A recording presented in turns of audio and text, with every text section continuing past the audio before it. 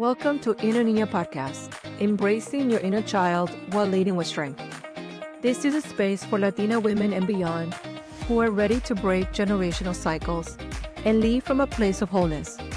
Together, we will reconnect with the little girl inside, the one who dreamed big, felt deeply, and longed to be seen, and honor her as we step in fully into our power. Join me, Maria Benitez, for heartfelt reflections and empowering conversations about identity, healing, culture, and leadership. Each episode invites you to embrace your inner niña while leading with authenticity, compassion, and courage.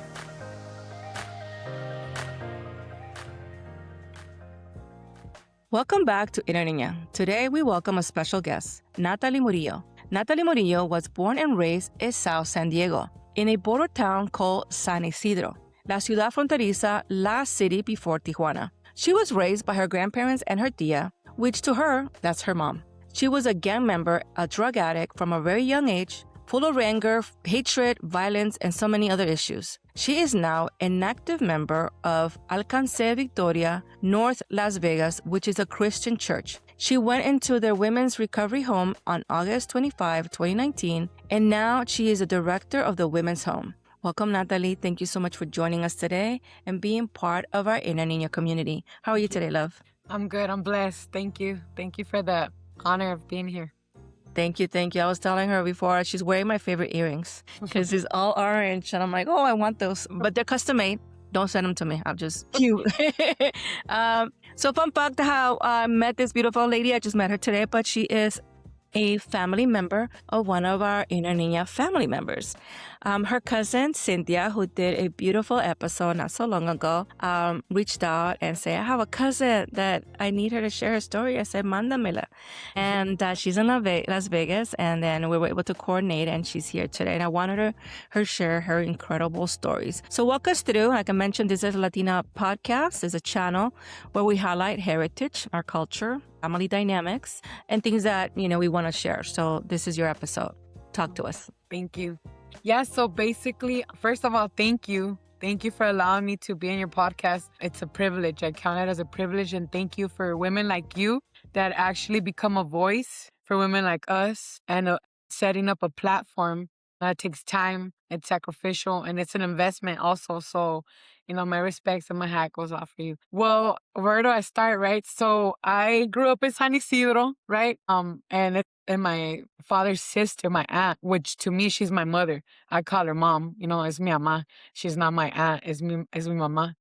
I was abandoned by my biological mother when I was 6 months old. Didn't find that out until I was about, I want to say like 10 or so. My father wasn't around. I guess it took a toll on him. His first, baby's mom just walked out on us. So, and he was very young too. He was early 20s, So that took like I guess a beating on him. So he wasn't around. He was part of a lifestyle that, couldn't really be around, drugs and all that dope life, in and out of prison. So I didn't have either parents around. So that was a hardship growing up. Why on Father's Day, my mom's here, not my dad, right? Why is she the only girl here? Things like that. Like I grew up like just noticing, but not really knowing because I didn't know, right? Until I figured out, to read. I found there was a purse in my grandma's closet that I would always be attracted to. It was a red purse. I would play with it, not knowing that was my biological mother's purse that she had left behind when she left. Because she claimed she was going to come back, She's going to go get other kids. She's going to come back. She never did. It's been 37 years I haven't heard from her. So then I read my birth certificate and I was like, wait, that's not your name, right? My mother's name, Teresa, is not your name. It says right here, Maria de Los Angeles Silva, right? I'm like, that's not your name. I'm putting two together. So anyways, long story short with that, I figured out that my mom had left me and somebody drunk told me, months prior to that day, I found out that I had a sister. So I was at this out of nowhere sister's birthday party. And then someone tells me, your mom left you and your dad. And it was just from there, everything kind of went downhill. I always kept to myself as a kid. Why do I want to cry? Because I was the only one, with my grandparents. I grew up going back and forth from my grandpa's ranch to San Isidro, going back and forth. I was the only child. I had my cousins. For some reason, I was always like to the side. And I would notice, like, how come I don't have a mom and dad? How come, like, what happened? Like, I never understood. And then, like, all the time that I would spend with my father would be behind the glass, or having for me to get searched and take my shoes off and wait for a bus to take us to the main prison. And, oh, your time's up. Like, and the only times that I would spend with my father would be him in prison. It was never like him coming and like, hey, I want to spend time with you. So that all that like took a toll on me, like with my choices, with even men. It took a lot. It really like scarred me. I always felt like I was alone. Nobody defended me. Nobody stood up for me. My grandma was my grandma. She wasn't my mom. My aunt was my aunt, not my mom. She didn't give birth to me. They didn't. So there wasn't that connection there that comes from a mother having a child. That's your kid. So I mean, all my other cousins had their moms standing up for them, fighting for them. Whenever we would fight, they would stand up for them, and I was like, who? Nobody stood up for me. So that started bubbling up in me, like just like, man, nobody defends me. Nobody. I had a cousin that was like a father figure to me, but he was a gang member, right? And so I started, my aunts, my uncles, they were all like involved in the gang. That was like normal. It was normal to see, like, they all had lowriders. Growing up, they all had lowriders. I mean, it was something like the gang lifestyle was normal. I never thought it was not okay. I grew up in a home where, yeah, we were tight knit, but it was hostile. Arguments for nothing, fights for nothing. I mean, just because who left well, it wasn't me. Well, who was it? That would go from like here to boom. So it was normal, hostile too. Like hostility was normal, fights were normal, negativity was normal. Like it was just like the norm. I don't want to blame, nobody, but it was the environment. Being like Mexican, like, and coming with all these things, as Mexicans, we don't know, hey, what's wrong? Like, sit down, let's talk about it. No, it was like, no, estás loca. I remember, estás loca. So that's how I kind of got into gangs, like my cousin, he was involved in that. And to me, my family was involved in it. I became like, well, that's gonna be me too. Like that's normal. It's okay. But I took it to another level. I mean, I became passionate about it. I was 11 years old and I had already a nickname. I was in elementary. I was already violent. I was already angry because of the lies, because nobody told me my mom left me. My dad was never there. I had nobody. So it just started bubbling up. And I just remember, not really understanding like the shift that happened. The shift that happened for the worse, because by the time I was 12 years old, I had got kicked out of the district from school. And I was a straight A student. I loved to read. I loved school. I was one of the best students in my elementary. But when I became 12 and I just, I got kicked out of the district, nobody wanted me in the whole district. I mean, I'm talking about like the whole city. Know what to do no more. I was getting in fights, physical altercations with other kids. Kids were telling the teachers they don't want to come to school because of me, and just crazy stuff.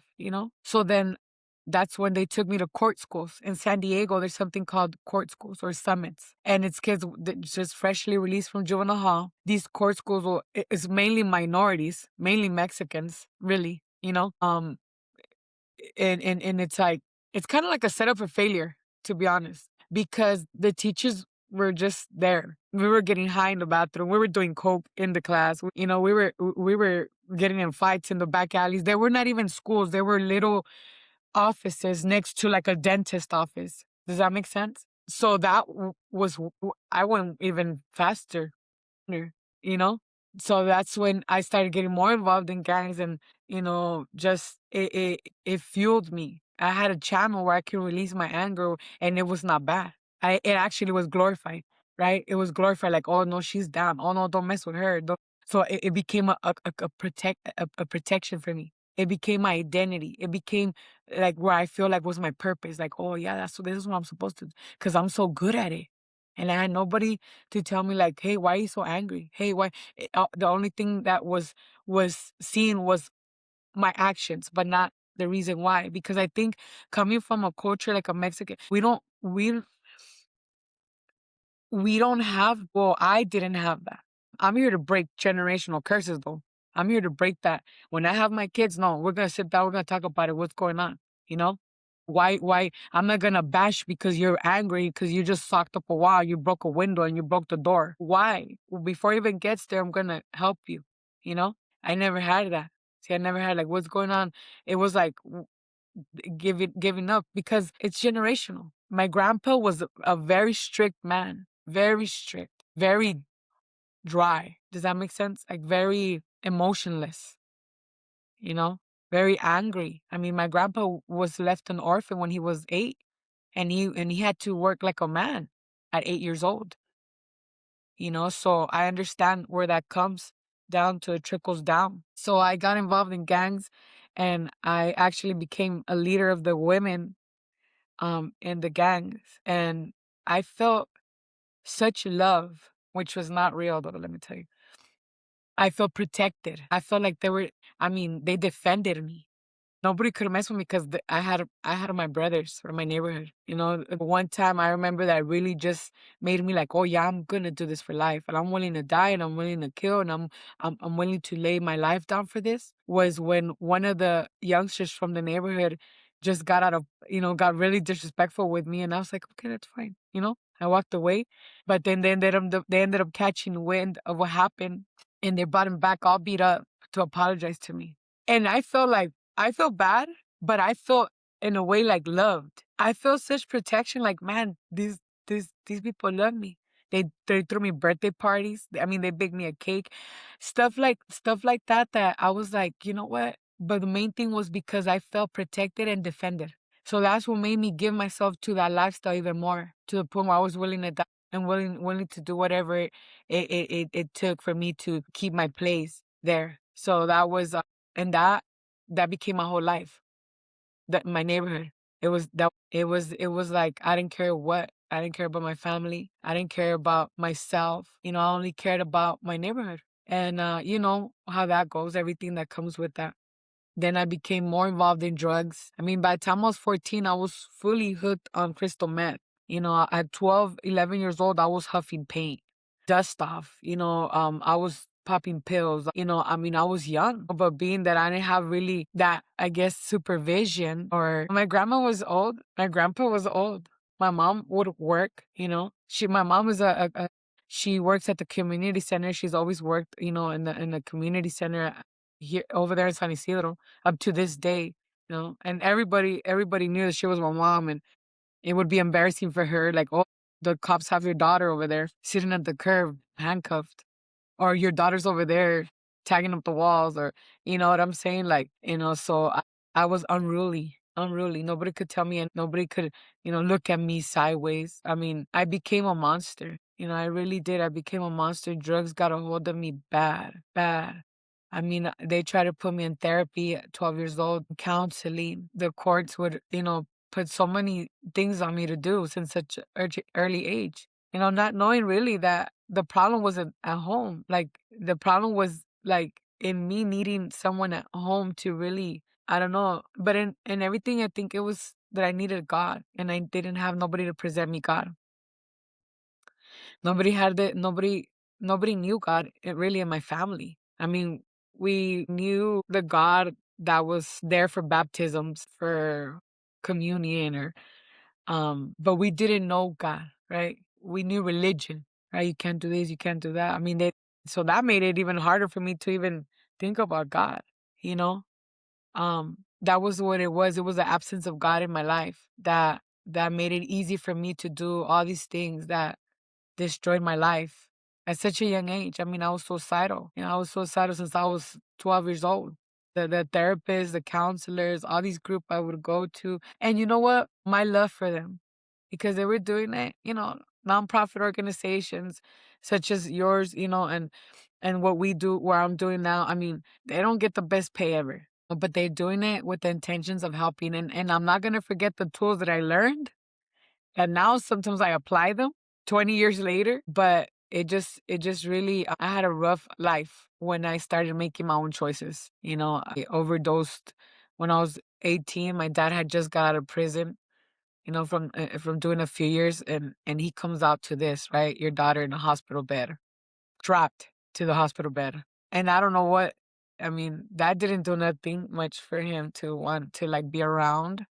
So it was just like a tornado. My life was a tornado. I went through a lot of discrimination that would even like fuel me more with anger to want to stay in the kind of lifestyle, you know. I remember a lot of things like that, being followed at the stores and just being looked at a certain way, being around people and just because of the way I looked, you know it was I even did like a whole I tried to get into like this activist type of thing, like Chicanos, like rights and stuff like that when I was little, not knowing that I was gonna actually go through that later on in life. I'm talking about when I was like I want to say when I was in third grade. I did science projects on that social study, like social. I don't remember no more, but how we go through discrimination because of the way we look. And I never thought I was gonna actually go through it. I just wanted to highlight it. Never, so all that just kind of took a toll, everything. But fast forward to um a couple that came to our house when my grandpa was doing real bad. He was on his deathbed. So we were desperate. My mom was desperate, like how we can help him. They were Christians. And that was the first time somebody had presented me the plan of salvation, like like Christ. But I was like 13, 14. Like I was like, I just started gangbanging. I don't, because I thought of religion a certain way. I didn't know mm, that you could come to God just as you are and He changes your life. I thought, no, well, the kind of God that I knew, right, growing up, like being Catholic and going to church and just, the kind of God that I knew was you got to get your things together and then you come to God because you cannot be accepted by God if you're like this and you're like that. But I didn't know that that was because again, I was raised in a tradition religion, not a relationship. You see? So then I was like, no, I can't because, I'm going to do a lot of bad things. I already had my mindset on like, this is what I'm going to be and this is what I'm going to do. And I'm probably going to do prison time. I'm probably going to do, I already had a mindset, not knowing that if I would have just given my life to God that day, I would have saved myself so much heartache. But I did. I kept on going. I said no. I said, I'm sorry. No. Like I can't. When I was 14, I saw a TV. So actually, this kind of stuff right here reaches people. That's why I got excited when my cousin, I said, yeah, I'm down. Let's do it. I know someone's good. Because when I was young, I was in my darkest moments. It was through a screen. It was through a screen that I heard testimony. I came home loped out on drugs, under the influence, and I would turn on the TV sometimes, and there would be something on TV, a testimony, right? And I remember it started like that. It started like that because when God wants to do something in your life, He's going to do whatever it takes, no matter how fast you run, no matter how many good places you think you're hiding, or even if you're not doing bad, right? You think you're in a good place in life, but it's not what God has created you for. You're really not gonna, So I gave my life to Christ when I was 14, and I did it, lo hice a escondidas, right? It was through the TV. And they're like, if you the person in the TV was like, there's a young girl. And anyways, long story short, I did the prayer and then I called and I was like hiding, right? Because I'm like, I'm on the phone. I'm like, I just did the prayer, right? Because I didn't want my family you know, to be like, what the heck? They're like, do you have a church? And I'm like, yeah, I have a church. But it was a Catholic church down the street that I would only go when we would party because we partied in the church. And I don't know how I don't know how that works. I remember we used to go to the baptisms or the quinceañeras and right next door, we go and get drunk. I don't know how that works, but that's what I remember. So I was like, yeah, there's a church down the street, but that's not where God wanted me to be at. So I kept doing the same thing. I overdosed 6 times. I had 4 suicide attempts. In more than 12 years of my life that I don't even remember clearly. There's a lot of things that, I don't know how I survived it, but I do know. I know that it was God. I know that God had His hand over my life. And I thank God that, If it weren't for Jesus, like his protection, I know my family would have had to bury me. You know, there's a lot of things I went through, but I think you can get the picture. I finally I met someone, right? I met someone not in the will of God. I made a mistake and I didn't think of it, but just because that there was unhealed things in my life. So things that I thought was love or, being that when the father's absent in a girl's life, we make so many horrores. Ni errores, right? Horrores, right? And that's what I did, in search of that. And so I went through a bad marriage, very narcissistic, man. We lost everything because I started using because I had got clean. I started using with him. That's when I lost everything. I lost everything. I mean, there's a lot of in between, but I don't want to take too much time talking about all that. But I mean, the gang lifestyle, what that comes with, the selling drugs and just all that. We all kind of know, what happens. But I do want to get to the part where I had lost everything. I you know, everything. We were living in my car, you know. We were living in my car. He still was getting high. And by this time, I was already hooked. I didn't care about him. I didn't care about anybody. I mean, I was 4 years clean and I just slammed hard when I started using again. I thought to myself, like, well, I mean, this is what he wants. Well, we might as well do it together, you know? But because there was those unhealed areas that I couldn't even just love myself enough to walk away. I couldn't see that really he didn't love me. He just loved the fact that he had somebody there, So sometimes when we don't heal in certain areas, people take advantage of that, and they use it to their advantage. Now I could say that without crying because God has healed me, and I have grown now. Now, no, now because I have healed, I can set boundaries, because I have gone through the process, I can actually love myself enough to recognize when something is not gonna be good or for me, or it's not gonna be, or it's gonna be threat to me. I could say no. Before, I would whatever, as long as I got the attention, as long as I got the love that I thought it was, you know. So he finally left. He left. He left me, and my ex-husband left me, and my grandmother passed away. And my grandma, yo conocí el amor because of that woman, I never really knew what love was until like I took a step back and saw my grandma and the way she loved me. I know to this day I still say if there's any love close to God's love, it would definitely be a grandma's love. She never told me nothing. Like I would come home under the influence or just not come home for a long time and then come home and she would never tell me nothing. She would be like, siéntate, come. That's our love language. I feel like Latinos' love language is that. ¿Comiste? Right? ¿Ya comiste? It's like a thing of love, food, right? And that's what she would do. She never told me, look at you, I already know my condition. I didn't need nobody to highlight it for me, I didn't need nobody to tell me what a screw up I was, I didn't need that. So I loved her so much, grandmother. So when she passed away and, you know, it took a toll on me a lot. I would tell her, Grandma, no te mueras, no te vayas a morir. I would tell her, like, don't leave me, I would tell her that. Because she's the one that took me in. My mother left me, she took me in, as her own. So that was hard for me, you know. I started using IV drugs so that, I didn't have my ex-husband live, my grandma lived. Then my mother didn't know what to do. I mean, I was bringing people in the house, jeopardizing my mother's safety. It was ugly, ugly. It was ugly. So finally, I started getting delirious. I started imagining things that weren't there. I would go into psychosis. My mind would tell me things that were not true to the point where I had homicidal mindsets, right? Thinking about murder and just hurting those around me. It just really pasé un trastorno mental where my family wasn't feeling safe around me anymore. And they would call the cops on me, a few times. But the last time she didn't let me, my mother didn't let me back in. And that was something necessary, but very hurtful because I didn't have anywhere to go, I was beat up by life, beat up by myself, empty. I was empty and hurt, you know, abandoned. I just needed help. I needed help. I felt alone, but then that was something that I always felt. I always felt alone. I always felt alone.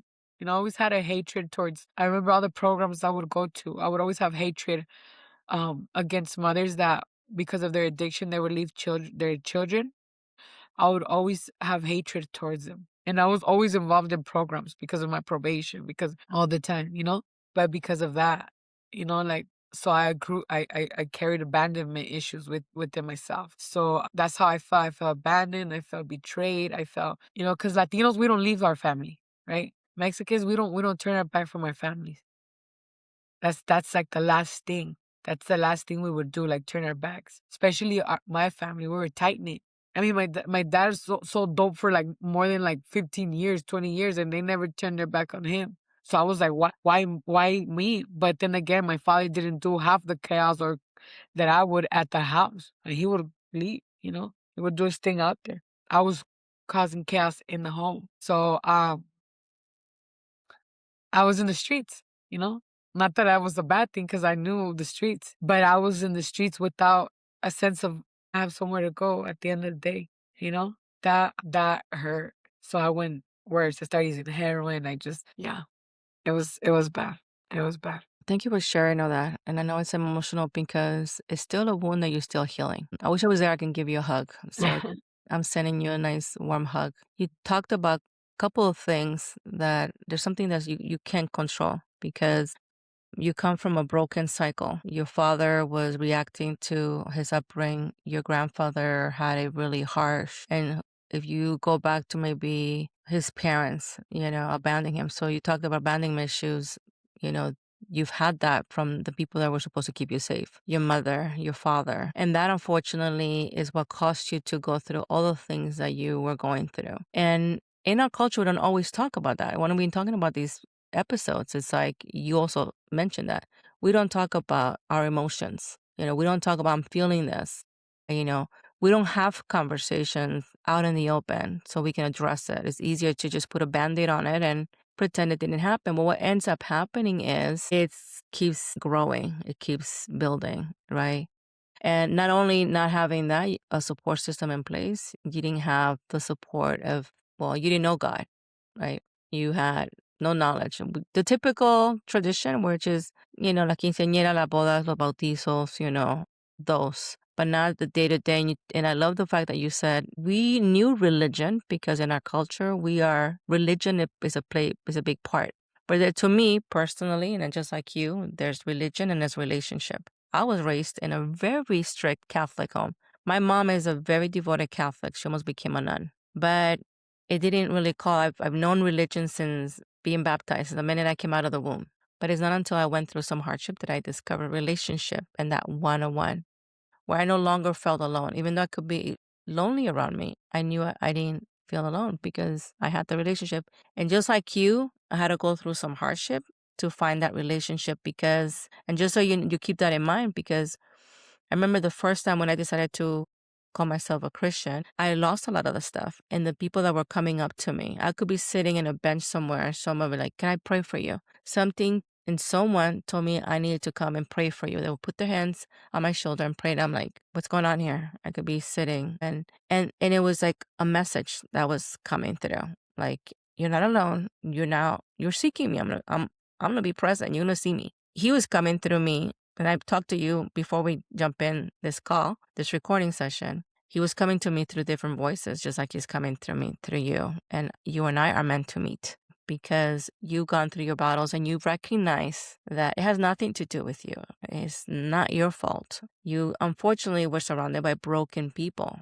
Who knows what your mom's story is, what she went through. I'm letting you know because I've had to understand that it's like, understand my parents that they had their own demons to deal with.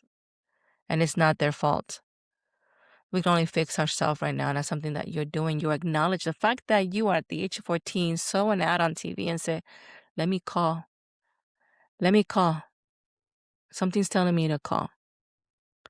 And you're right. He doesn't want us to come perfect. And that's also a misleading thing because when I go to church, that was my argument because I will go to church and the priest will scold us. Era el regaño del domingo. And I'm like, I didn't come here para ser regañada that I'm going to go to hell because I'm a sinner. I'm learning. I'm learning to be a better person. It doesn't come with instructions, but I don't want to be told that I don't have a choice, that I don't have, salvation. Yeah, we The kind minute you of, start having that relationship with the Lord, He knows that we're not perfect. yeah, He's gonna work with us to make us better person, better people. But it's not for us for people to be judging us, because He doesn't judge us. So the minute I start acknowledging that, we have the most loving God. yeah, He doesn't judge us, and He's a forgiving God. yeah, So the minute I started noticing that, I'm like, okay, I'm gonna mess up. I fall, God. I'm very imperfect. But I talk to Him. Sorry, God. I'm trying. I'm trying. And the minute you start having that relationship with Him, it's like a peace of mind, because it's like no one's. Who cares? If people are judging you. That's gonna happen regardless. yeah, But it's when you seek Him, you start noticing. And the fact that you are at the very young age, it took me in adulthood. I was a mother at 2 when I was going through some stuff, for me to be like, but I will talk to Him. I will pray the typical Catholic prayers, repetitive. yeah, And I tell my mom, I don't pray like that to Him. I was telling you earlier, I'm in the shower. So a little side talk, when I was talking to her, I was telling her that half the times I'm talking to, having those conversations with the Lord when I'm taking a shower, because sometimes I feel like Siri's listening to my conversations, and I don't know if it's God talking to me through the phone, or just pinchy Siri, giving me those downloads. So as I'm like washing my hair, I'm talking to Him. I said, Lord, I'm talking to you right now because my phone is on the other room and I don't want Siri to be listening to me. And then I'm like, I was thanking Him for aligning me with, these great women I'm meeting, because I'm meeting them for the first time, and they're validating there's a purpose. We're here to help each other, yeah, connect the community so we can, help each other in whatever way that we can. Whether it's to amplify our voices so other ones who may be listening to your episode or hearing it to say, well, she already went through, I'm going through this, so there's hope. yeah, There's a chance. Maybe I can make a phone call, and, who knows? Like you yeah, mentioned, it was something you saw at 14 that made you pick up the phone de calladita. You were like trying to get, because you didn't have the support system. He helped me create this platform for that reason. I didn't know. It's not like I had a vision plan and say, I'm going to do this.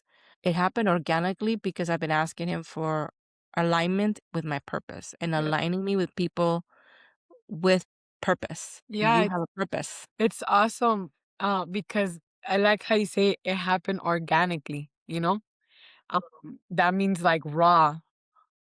Just no chemically altered, right? No, not chemically altered, or I guess you can call it non-GMO, right? And that's what God does, you know? It's so perfect. It's just so raw, you know? And why? Because at the end of the day, nos ponía un cuatro, like, because His plan is gonna take place no matter what. I mean, look everything I went through, and He was like, no, I have a plan for you. We all have been created purposely. Like, there's a purpose, and the only way you can find your purpose, it's like it's like there's a manual to everybody, you know? There's a creator to everybody. He created us with the purpose. They create blenders for what? For blending food. They created, I don't know, microwaves for heating up food. Well, God created us with the purpose. And until we surrender and let go of what we think, right, we were created for, then He can, when we come to the end of ourselves, then He can start, you know? Because He's not going to give up until we are aligned to what He wants for us. And that's the beautiful thing, that people might give up on us. I mean, I know that based on what I just told you, like, people will give up. People will shut the door. People will give up on you. People will turn around. People you think you're building something at work and they'll fire you the next day, just people. But God, no, ya la regaste, ya estuvo y te guacho, you And know? that's the importance. When I was talking to you, before we jump in, I share with every guest, some of the things that I'm going through, and it was like, in the conversation I've had with my mom, she appreciates the fact that she knows that everything is happening because I let go. I'm such a control freak. And I was telling you, like, before, I've gone through a lot of downs, and I'm like so stressing, and I'm like, how am I going to do it? My kids have never gone hungry in the past or nothing, because it's always provided. This time around, I'm very at peace because, and I told my mom, I said, jokingly, I would tell her, I have to be careful what I ask Him, because I had been asking Him for this. I wasn't ready with how He did it, but He heard conversations that I didn't hear. Hello. He saw people's intentions that I didn't know. So what he Right. did an early spring cleaning in my Yeah. life. Got rid of a lot of people.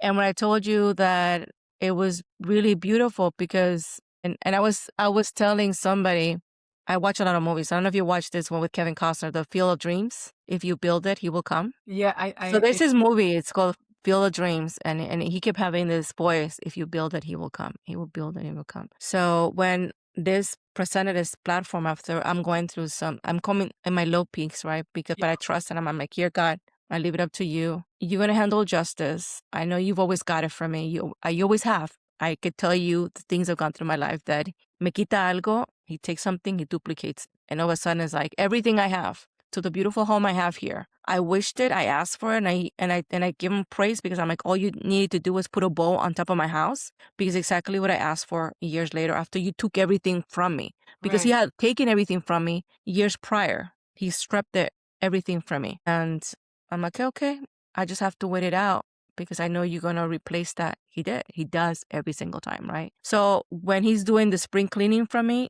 I was talking, a friend of mine reached out and texted me, hey, how you doing? I said, I feel lonely. I feel lonely because I felt hurt that there were some people in my life that I thought they were friends, and I felt betrayed for the things that happened.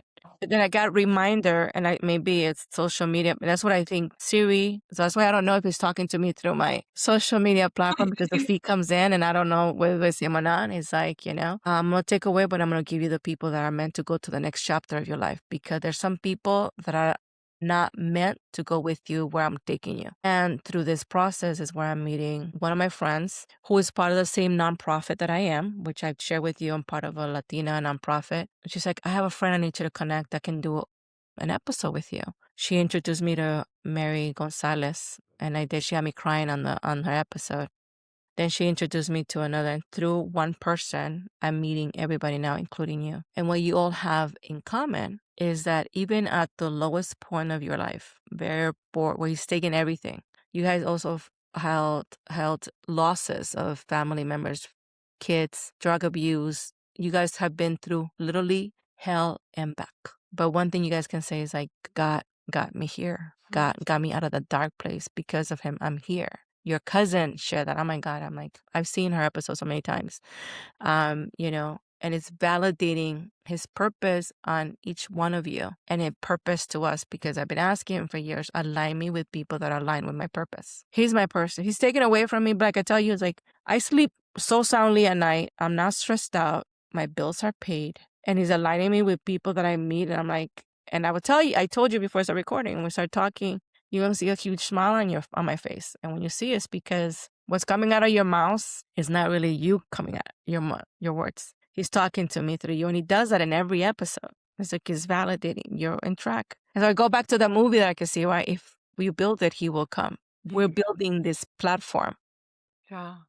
Because he's coming to talk to us, to help us, because you're helping. And I want you to share what you're doing right now, because you share something very important. I want the audience to hear that was your purpose right now, and what is that aligning with God's purpose for you.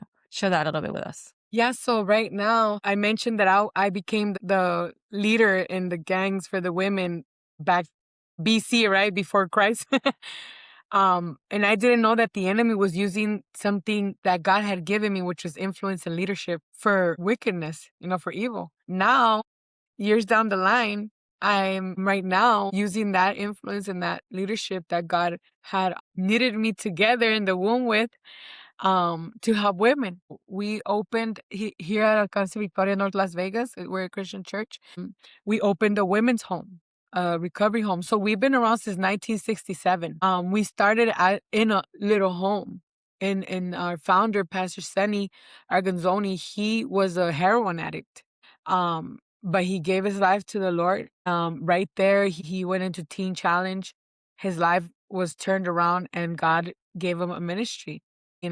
God, now 1967 till now 2026, we're still keeping that alive. Because we are like lighthouses. The women's home, this is like a lighthouse. So what we do is we help women. We have a men's home too. We help women and men get off the streets, get off drugs. Some that just come out of prison, because that's a very big thing. So a lot of people turn around and do a turnaround, go back to prison because there's no resources. There's nobody that, there's resources, maybe a 60-day thing, right? Maybe 6 months thing, and then boom, they they have nowhere to go. So our it's not even a program. We don't call it a program. We call it a home. So I help women and it's crazy that it's not easy. Not easy. We have different personalities, on the daily. But that's what I'm doing right now. So when I graduated the recovery home, my pastors would like speak life into me. Pastor Jose Garcia and Sister Guadalupe, they were just, the women's home. And they took me in after I got the home. They took me in into their home. I was there for a few years. And while I was being there, they were just investing in my life, speaking vision, praying for me, helping me grow, stretching me. And then finally they sent me to get trained to do this, and we've been open for 3 years now. And what we do here is we help broken women get restored, find their belonging, finding their purpose through Christ. We are Christian based, we're faith based because a lot of women that come in through these places, they've tried it all, like me. I tried it all, and all I needed was Jesus. So that's what we give right here. I'm like, I tell the people when they call me, okay, two things. Are you willing to do whatever it takes? Are you tired? No? Because when you're tired, you're just like, you know, you're tired. You don't know, you don't have no other avenues. You're beat up, so because it's gonna be Jesus in the morning, Jesus in the afternoon, and Jesus at night, because that's all you're gonna need to change your life. Because we can't do it on our own. So we are a resource where they come in. It's a 12-month program, a 12-month process. We provide everything they need. They don't have to worry about anything but doing the work themselves. Like them allowing God to change their lives, heal them, take them through the process, gracefully, and them just following through and being obedient to the Lord and whatever God tells them to release. And so we have an atmosphere for them to be able to heal, grow, get restored, give them a sense of belonging. We like, do you belong here? This is not just a program. And this is not just a 6-month program that you're gonna come get sober, and that we don't just deal with getting sober. Because that's one of the main issues, sobriety, but that's not the main issue. It's why did we become addicts in the first place? So Why? I'm glad that you mentioned that, because when we talked earlier about a little bit earlier, when you get to the root of the problem, you find out it's something that was triggered childhood trauma, right? And it's mental awareness. And if you don't get to the root, we'll never heal. You're going to just keep putting a Band-Aid on it, and it's not ever going to be healed. So you need to start figuring out what caused it. And when you start understanding, you start going from there, right? And Yeah. I'm glad that you're mentioning that. You also mentioned that you're leaving. That's your home. So you're dedicated pro bono, because that is your mission. That is your purpose. You recognize that God's purpose, and He's providing for you, and He will Yes. continue to provide for you. If the audience are in a Niña communities listening and they want to contribute, want to support, where do they go to support? What is it called? And what do you have a website? How can they donate? How can they help Yeah. out? So we have a Facebook page, which is Victory Outreach North Las Vegas Women's Home. I can send you the name and all that. They can also reach out to me. We That's awesome that you're actually putting that out there. We also do like we do different activities too, where we raise funds and stuff like that.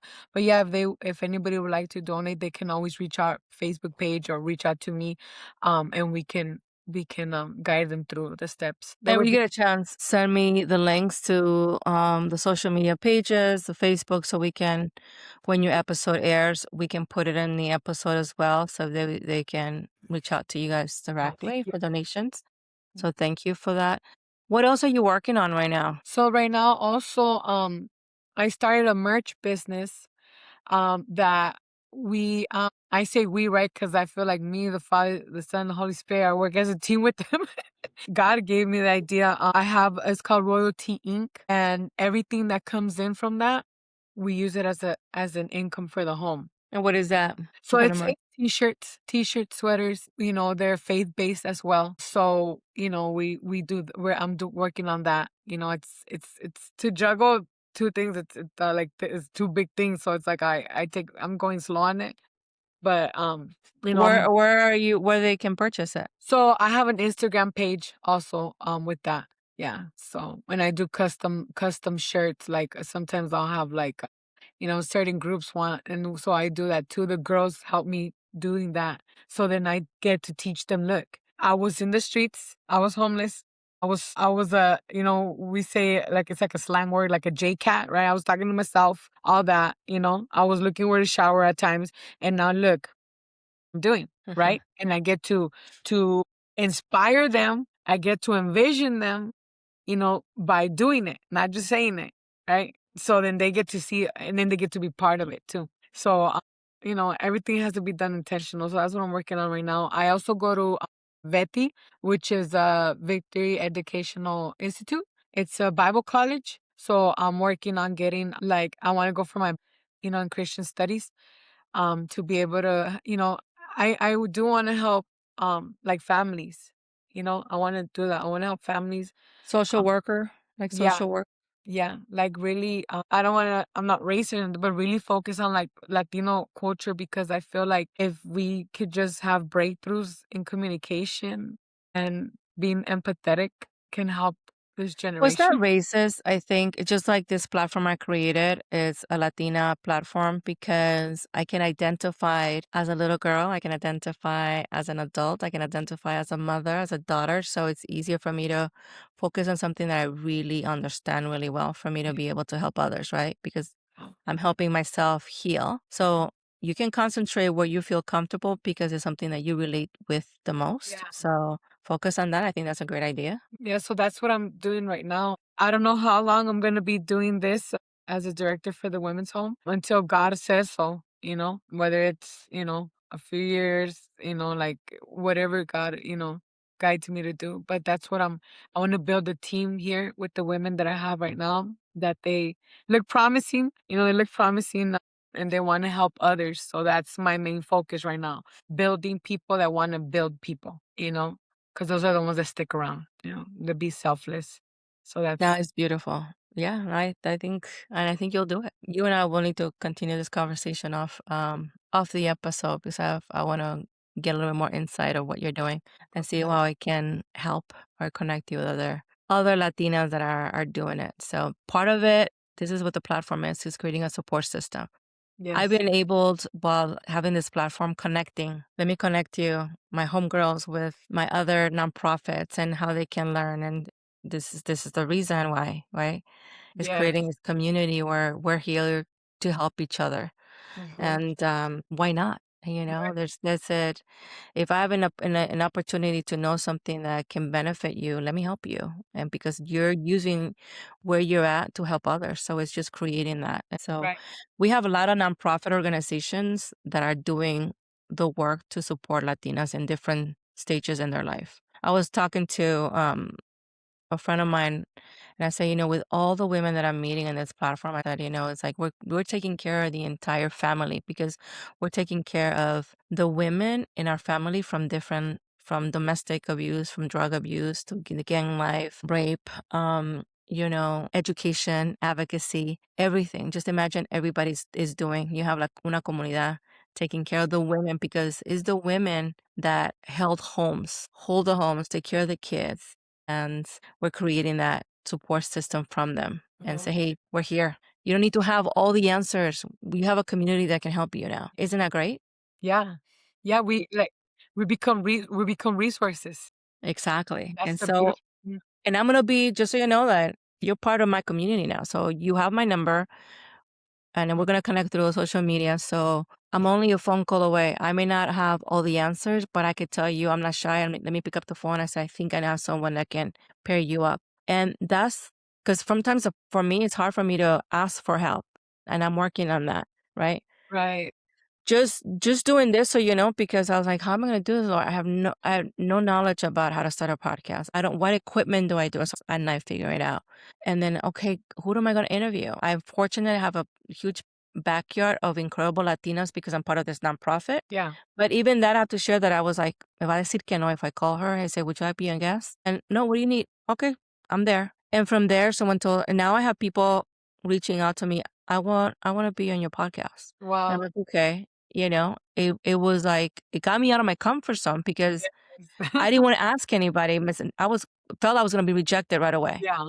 And he was like, it's almost like he's telling me, no faith. Yeah, right. There's a reason why I'm doing this. Just go Yeah. along with it. So I'm just Just like, I'm hope. trusting Yeah. you. I'm trusting you. We're gonna Right. do this, and I'm working on other things to continue bringing more attention to this platform because our stories need to be heard. Our stories need to be heard, not just locally, further out. Right. Globally, this can reach around the world. I'm working on that, but the more we share those stories, I could tell you because I look at the analytics where some of the audience is coming. I have people from Spain. I have people from Germany, Iraq. So it's definitely hitting, right? So it's slowly gonna grow. But like I mentioned, we went through that journey for a reason. And Yeah. I would mention to you, I was mentioning to another guest because one of the questions is like why we have to go through these challenges, this hardship, this heartbreak, right? And as I've been learning and in my healing journey, one of the things that I keep hearing is like some of us are chosen. Somos guerreras, right? Because he knows that we can handle. And I shared in another episode where I heard that he said um, he has a conversation with the other side, right? The enemy. And he's like, look, that's my child. And I know that whatever you bring at her, she's still going to seek me. So he allows the enemy to tempt us, put us through whatever we're going to go through because he wants us, because he knows we have a light, that we're divinely protected. God already chose us from before we were born. He already knew we had a plan for us. But he allows us to go through those challenges because the enemy's testing us, because he wants to pull us to the side, because he has like, I bet him I'm gonna take this one. And God is like, I bet you won't. Because no matter what my child goes through, my child's gonna seek me. And this is where we at right now. Right. And I share that because whoever's listening at this very moment, I was talking where your cousin's story and her really hard because she also tried suicide because she was at her end when, and she was like, no matter how I try, it didn't work. I said, because it wasn't meant for it to work. Right. Someone else was talking in your ear, but God said, not today, not today. He has something better for you. And look what you're doing right now. Just Right. like you were going through your situation. It didn't work because it wasn't meant to work. Because look what you're doing right now. You're helping change lives in the place that you're in right now. I'm sure that if you go back 4 years, 5 years, you wouldn't even imagine being where you're at right now, right? Right. And just imagine what the next 5 years will look like and the many lives you're going to be changing. So this is like the opportunity for us to be unfiltered, because it's safe, but we're creating the safe because the person who's listening, and you might be across, because sometimes I get some beautiful message that they're putting on the episodes, and I'm like, wow, it hit home to that person who's listening to this episode. It hit home. So you only need just one person Right. that maybe was on the edge and you pulled her back because you share a story. So it's just, everything is with purpose and there's always a plan. We just have to be patient. And you said that to me earlier. It's his time, not ours. And one of the things that I'm very impatient. That's why I tell my mom, like, that's why he tests me because I'm impatient as hell. And I'm like, okay, God, just all I'm asking, I know you're going to make it happen. I said, can you please help me be patient? But he makes me wait because he knows that that's where I struggle the most. Yeah. I need to learn to trust. Right. So now I'm like, you know what? And that's what I'm doing right now. I'm like, I trust you. I know you're going to bring this and I can't wait. I'm open. I'm ready. Right. But I know it's in your time. Right. Just like it's in your time to do the next thing in your life. So, and now we're part of the same community. And I'm telling you, it's like, you can reach me, text me. We're Likewise. now in sync. Just so you know that. Yeah, we're sisters. We're sisters. We're I like sisters. to call the girls, I'm like an honorary homegirl. Yeah, I grew up in LA. So when you talk about gangs, I grew up around gangs, but I feared my mom. I know she would kill me if I was, but I was I was a goody two shoe. I was like really good girl because I had very strict parents. I was afraid of my mom, which was great but I had friends that were in the gang. I was more into sports. I was into drill team and, working at the age of 15, but I never looked down on that because I understood there was a reason why they were going through. Maybe they didn't have the parenting that I had. My mom was like, if she took one look at her friend, she's like, nope, I don't like that person for you. You can't be friends with her. I'm like, but she's not. Nope. My mom was like that. And I'm like that as a parent too. I'm very protective of my kids, but no judgment from me when I was growing up, and as I got older, I understood that there's a reason Yeah. why that person was going through that. And I think that's making me understand a lot more the people I come across because I do it without judgment. Try to understand, walk a mile in their shoes so you can understand what they've been through. So it's just like in your journey, right? So I know you've been through a lot, and I applaud you to where you're at right now. You're doing incredible work, and I'm going to continue keeping my eye on you to see what's next. So on that particular note, what, besides growing in the business and getting more donations, and you're working with the ladies at that space that you're in right now, if you had some words of wisdom for them from Nataly, what words of wisdom would you share with them? I would say to always keep your eyes on God. That you can think of plans that you have that are really good, right? Well, his is always going to be better. No, might not understand the process. The process might not be the easiest. When you choose his plans, that'll be the best. So you can think of anything, consider it good, like this is it. But if it's not God's plan, then it's not the best for you. Trust it. Trust it. Yeah, good advice and good wisdom. If you had a chance to go back to your little Nataly and had a conversation with her, what would you tell her? Your little inner Niña. Sorry. It's okay. Don't be. I'm trying to think like what I would want to have heard, And I would probably tell myself 3 simple words, 3, 4 words. You're not alone. Yeah. You're not alone. That's all I would tell myself, you're not alone. We had a chance to go back. First of all, we'll go the little girl and know she is a blessing because you're a blessing from God. You overcame a lot of hardship. You were born, unfortunately, with a lot of um, unfortunate events with your parents. And it's unfortunate that you went through that. And I'm sorry that you had to go through that. But you're a wonderful little girl. You were God's gift because He had a plan for you. You're part of that plan. And sometimes we don't choose our family. And I could tell you that myself. We don't choose the family we were born in, but we can choose the family we create, right?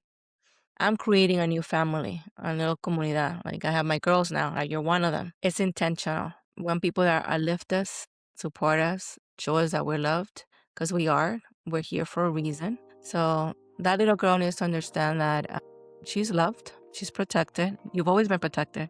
You just didn't see it. You didn't see it. So we're going to be doing a lot of things to continue healing our little inner Niña, because she deserves to know that she's loved, that she's saved, that she's wanted, and she's special. And we all are. We all are. We're talking about having a little celebration of our little Niña. Some of us didn't have birthday parties. Some of us didn't have Barbies. We didn't have quinceañeras. We're going to try to do all that and more because we deserve it. We deserve it. And unfortunately, we didn't get a lot of stuff because the consequences around us didn't happen. But you know what? Our little Niña has us now. Our little inner Niña has the bigger version of us, that we're badass, strong Latinas, that we're going to give her all the love, all the praises, all the gifts that she didn't have. We're going to do it for her now.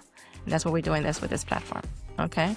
So be ready. Yeah, that's awesome. So I'm putting all these nonprofits together because they're already working on some stuff and you'll be building. You could probably reach out to her and say, how do you do this? And estamos aquí para ayudarnos. Okay? Yes. Yes. So just understand that.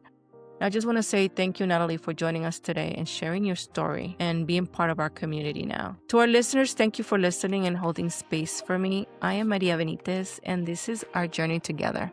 Until next time, thank you. Que Dios te bendiga.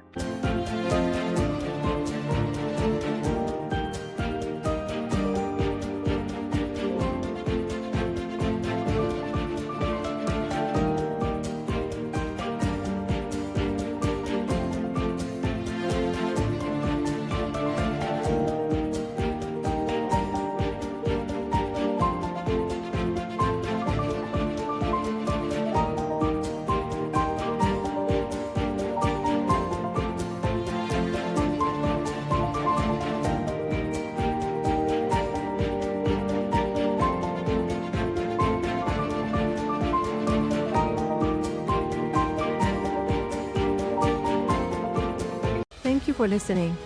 Thank you for holding space for me. And thank you for allowing me to walk beside you as you heal your inner Niña. Until next time, please don't forget to follow and subscribe.